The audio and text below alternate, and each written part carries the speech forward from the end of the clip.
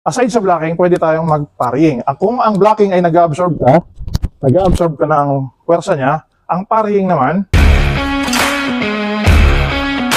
parrying, palis. Yan siya.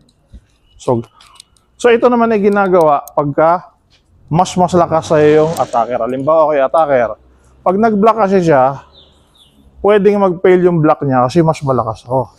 Kung ito yung full force ko, kahit nag-swing na siya dyan, pwedeng gumawa ko ng ibang moves ko. Gamitin ko yung lakas ko.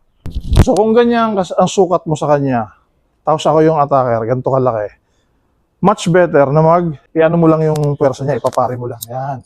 Diyan ka din, pwede ka from there, mag-grab ka dyan, kasi babalik mo yan dyan. Grab.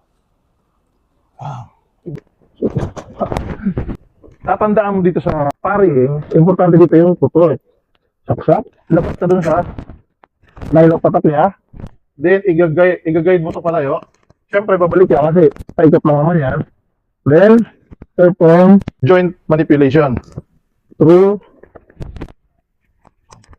line of attack, yung line of attack niya, line of attack, ay dito, then parrying, i-guide natin siya palabas. Then, joint manipulation, disarm, out.